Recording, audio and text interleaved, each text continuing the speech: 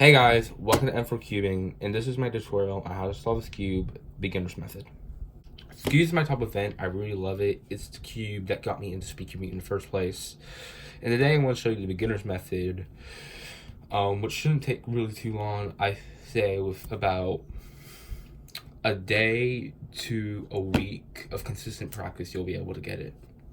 Also, if I sound a bit weird, I have a bad cold, so I'm kind of stuffy, so sorry about that in advance. Okay, so let's scramble this thing, shall we?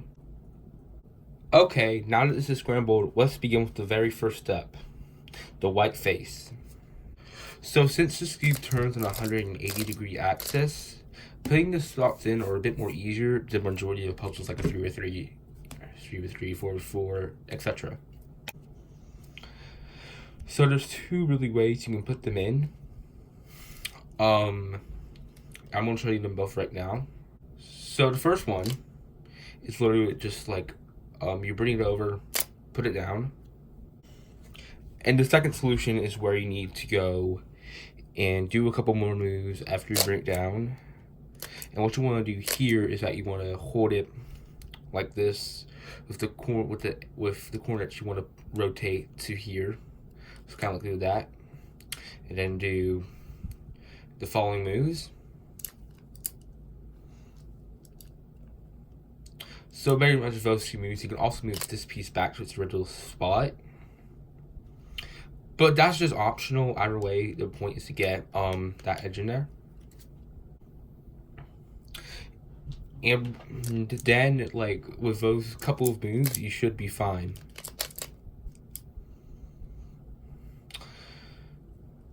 Okay.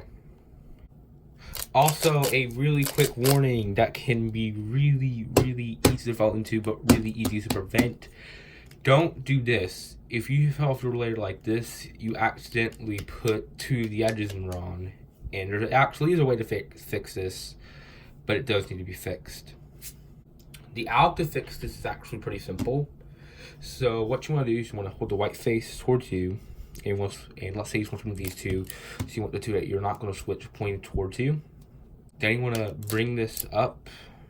Then you want to rotate it to where you can see the edge on the right side. You want to bring this down, push this one up, redo the move you did, re-rotate to where you see the corner again on the right side, and do the exact same thing. And there you go. Alright, we have gone to the second step, which is to solve all of the edges. And here, you need to learn one algorithm. It is called a sledgehammer. It is one of the easiest algorithms to learn in speedcubing. It is 4 moves, and it doesn't take too much practice at all.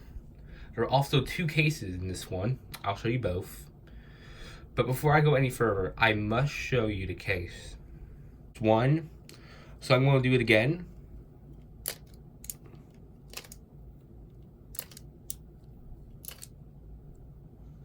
Just like that.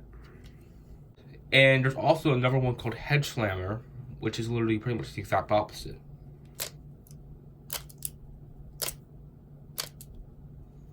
We have 2 cases. One where we need to flip 2 edges, and one we need to flip all 4. And I bet you're thinking, oh, I bet the 2 edge flip is better, it's faster. It's actually slower. You actually want to have the 4 edges flipped. And so the algorithm that you want to use when you have 2 corners is just a sledge, and then you'll have all 4 corners that you need to permutate. And from here, you can choose to do a hedge slammer or a sledgehammer, but I find the sledgehammer to be faster, and I do it in majority of the cases I get. So we'll just do that. And now you only have to orientate your centers. Okay, so there's a couple of cases. I want to show them all. This is the 3rd step, which is to get them all into a certain area to solve 3 or 2. And you'll see about that in a minute. And to do that, so you have to learn the color scheme of a normal cube. Okay, so this isn't something you need to know now, but it's really important if you are going to go forward in this Skewb and learn intermediate. I can't speak. Intermediate method. White opposite of yellow, orange opposite of red, and blue opposite of green. And that's a very important step for this next one. So what you want to do is that you want to do 2 sledgehammers with the opposite color of the face that is already solved in the back. So since I have white, I'm going to do yellow. I'm going to show a couple more examples. So you would just do sledgehammer, sledgehammer, then you get to the final step, face that we solved. And so you want to do green, so sledgehammer, sledgehammer. Okay, and just like that, ladies and gentlemen, we are on the final step of solving the Skewb. Is to orientate the last 3 to 4 centers. And you'll see what I mean in a second. With the case where you have just when you only have 2 of the edges solved, and you just permutate these last 4. And believe it or not, the way to solve it is to get it into the one where you have to solve for 3. And to do that, it's a double sledgehammer.